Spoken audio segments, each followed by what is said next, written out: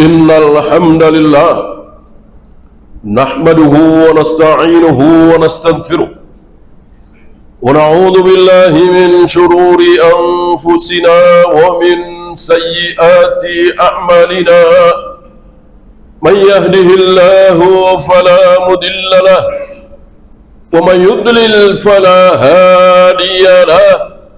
Asyhadu an la ilaha illallah wahdahu la syarika lah wa asyhadu anna Muhammadan abduhu wa rasuluhu wa ba'd.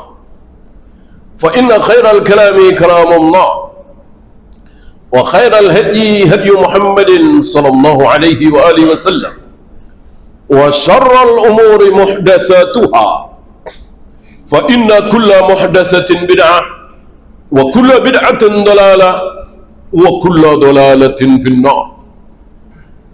Jamaah ma'azzakumullah, ada satu prinsip gila yang dipegangi oleh satu bangsa yang disebut dalam Al-Quran sebagai Al-Maghdubi alaihim, Yahudi. Apa prinsip itu? Ikzib, ikzib, ikzib, ikzib, ikzib tusaddaq. Bohonglah, bohonglah, bohonglah, bohonglah, bohonglah, nanti lama-lama orang percaya. Ketika pertama kali Yahudi membuat kebohongan, memfitnah Nabi Isa dan ibunya, katanya Nabi Isa dan ibunya mau merebut tahta Romawi, nggak ada yang percaya. Nggak ada yang percaya. Miskin, tidak terkenal waktu itu, tidak punya kekuatan, hanya bersama ibunya dan 12 muridnya. Kekuatan dari mana mau merebut tahta Romawi? Tapi kebohongan ini terus diulang, terus diulang, terus diulang. Akhirnya terjadilah apa yang terjadi, dan berakhir dengan penyalipan itu. Yang disalib bukan beliau. Ini diulang lagi di zaman Nabi Muhammad sallallahu alaihi wasallam. Ketika Aisyah bersama Sofwan malam-malam berdua jauh di belakang pasukan Rasul dan para sahabat karena tertinggal. Imam Bukhari membawakan bab khusus dengan hadisul ifki, berita dusta, berita bohong, sampai mereka berdua menyusul Rasul dan para sahabat. Nggak ada pembicaraan apa-apa, nggak ada yang suudon, nggak dibahas, ya. Oh, begitu ceritanya, sehingga mereka berdua tertinggal di malam yang gelap gulita. Tapi di kebohongan ini, fitnah ini dimunculkan terus. Aisyah masih muda, Sofwan masih muda, berduaan di malam yang gelap gulita berjam-jam, nggak mungkin nggak ngapa-ngapain. Terus diulang-ulang sampai Nabi, seorang Nabi pun terkena.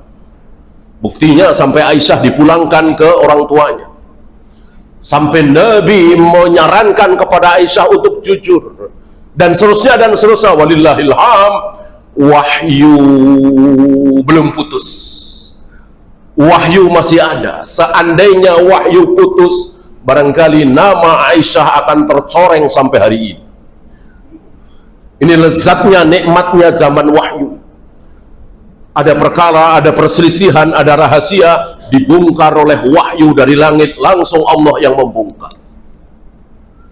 Sampai hari ini, termasuk ketika kebohongan bahwa kekuasaan itu milik rakyat, oleh rakyat, dari rakyat. Ini sebuah kebohongan, tapi terus diulang-ulang sampai hari ini. Anak TK, SD, SMP, kuliah diajari kebohongan ini, bahwa kekuasaan milik rakyat, oleh rakyat, dari rakyat. Ini kebohongan. Mana mungkin rakyat berkuasa? Rakyat itu dikuasai. Yang berkuasa satu orang. Oh, ini dikemas dalam sebuah kebohongan demokrasi. bahwa rakyat itulah yang berkuasa, yang menentukan. Kata siapa? Itu slogan saja, itu untuk menyenangkan rakyat. Secara praktek sehari-hari yang berkuasa adalah satu orang atau segelintir orang. Yang jutaan ya rakyat dikuasai, diatur. Prinsip ini sangat disukai oleh Yahudi, dan hari ini berapa banyak saudara-saudara kita jadi korban dari prinsip kebohongan ini. Diulang terus, sampai yang nggak tahu apa-apa, tukang bakso, tukang cilok, tukang ojek, ikut-ikutan mengatakan oh bohong, oh bohong. Ya, ini luar biasa. Oleh karena itu Islam mengancam dengan ancaman yang sangat luar biasa bagi orang yang berbohong, lalu kebohongannya itu terdengar oleh ribuan orang, jutaan orang, dan mereka terlanjur percaya. Badannya ditengkurapkan, kemudian wajahnya dibalikkan ke kanan, dari ujung mulut disobek sampai ke belakang, dari hidung disobek dengan pisau gergaji sampai belakang, dari ujung mata disobek sampai belakang. Sudah itu dibalikkan lagi wajahnya, gantian sisi satunya. Ini ancaman keras bagi orang-orang yang berbohong. Islam sangat-sangat membenci kebohongan. Orang yang mengatakan haddatsana Abu Sa'id, aku mendengar hadis ini dari Abu Sa'id, tidak disebut Abu Sa'id Al-Khudri apa Abu Sa'id Al-Muhalla. Ini pun tercatat. Ini tadlis, orang ini mudallis. Lihat, segitunya padahal benar. Kalau menurut kita tidak bohong, tapi dalam ilmu periwayatan hadis, ilmu yang sangat luar biasa, hanya Islam satu-satunya yang memiliki ilmu ini, disebut sebagai temannya bohong. Padahal itu benar, memang Abu Sa'id, cuma tidak disebut. Dan biasanya ketika tidak disebut, ada maksud tertentu. Ini luar biasa, seolah Allah memberikan ilham kepada para ilmu hadis, ilmuwan hadis, sehingga menemukan kaidah yang luar biasa ini, padahal Nabi sudah wafat. Aqulu qawli hadza astaghfirullah li wa lakum.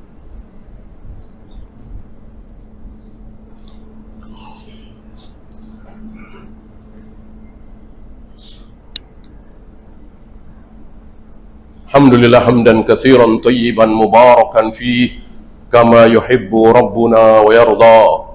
Asyhadu an la ilaha illallah wahdahu la syarika lah wa asyhadu anna Muhammadan abduhu wa rasuluhu wa ba'd.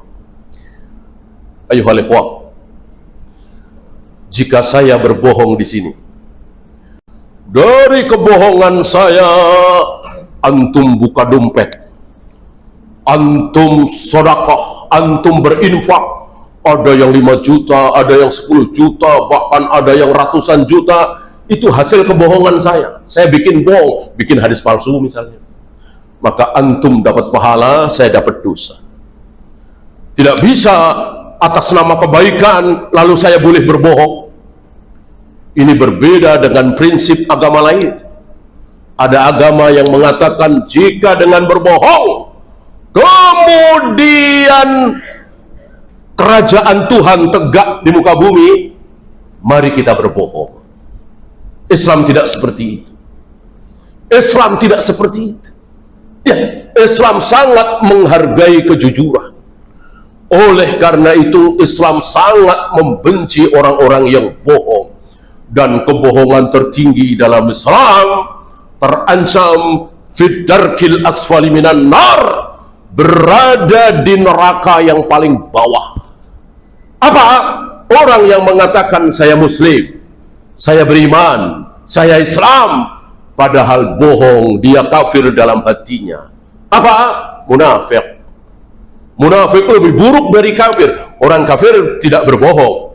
Saya Buddha, saya Hindu, saya Konghucu, saya Nasrani, tidak berbohong.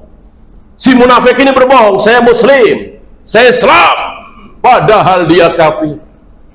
Ada sesuatu yang dia incar dalam Islam, maka hukumannya jauh lebih dahsyat. Fidarkil asfali minan nar, berada di neraka yang paling bawah. Kenapa? Karena kebohongan ini. Oleh karena itu, bismillah, jangan pernah berbohong.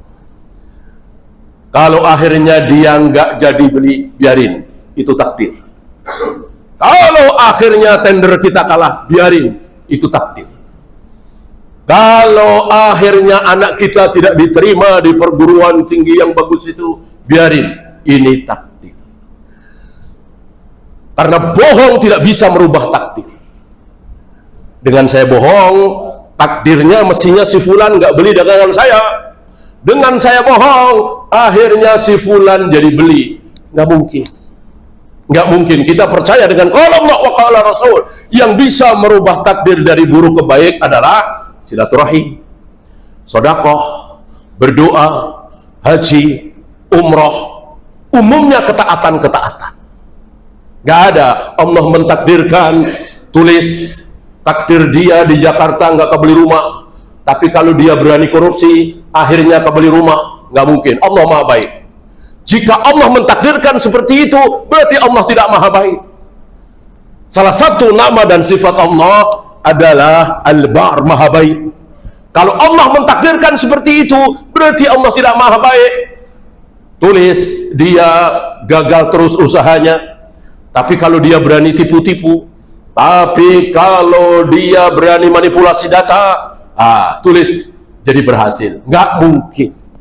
Oleh karena itu, ketika seorang koruptor akhirnya kebeli rumah megah, mobil mewah, itu sudah takdirnya. Itu sudah takdirnya. Maka seorang koruptor, seorang penipu, seorang yang culas, lalu dengan keculasannya, dengan tipuannya, dengan korupsinya, kebeli rumah megah, kebeli mobil mewah, mestinya dia nyesal. Kenapa? Karena korupsi nggak korupsi, nipu nggak nipu, dia akan dapat rumah megah itu, mobil mewah itu. Kenapa? Takdir. Kita wajib percaya dengan takdir, dan sekali lagi tidak ada yang bisa merubah takdir dari buruk ke baik kecuali silaturahim, berdoa, birrul walidain, bersedekah, haji, umrah, dan umumnya ketaatan-ketaatan. Tidak ada bisa merubah takdir dari buruk ke baik kok maksiat, nggak ada. Sayang, ini kita tidak gigit dengan gigi geraham, sehingga kita mengatakan kalau saya jujur-jujur aja, kalau saya nggak pakai suap, pelicin, mana mungkin saya menang tender, mana mungkin saya sukses. Ini talbisul iblis, ini tipuan iblis. Allahumma salli ala Muhammad wa ala ali Muhammad kama sallaita ala Ibrahim wa ala ali Ibrahim innaka Hamidum Majid. Allahumma ighfiril muslimina wal muslimat wal mu'minina wal mu'minat al ahya'i minhum wal amwat. Rabbana la tuzigh qulubana ba'da idh hadaitana wa hab lana min ladunka rahmah innaka antal wahhab. Rabbana atina fid dunya hasanah wa fil akhirati hasanah wa qina adzaban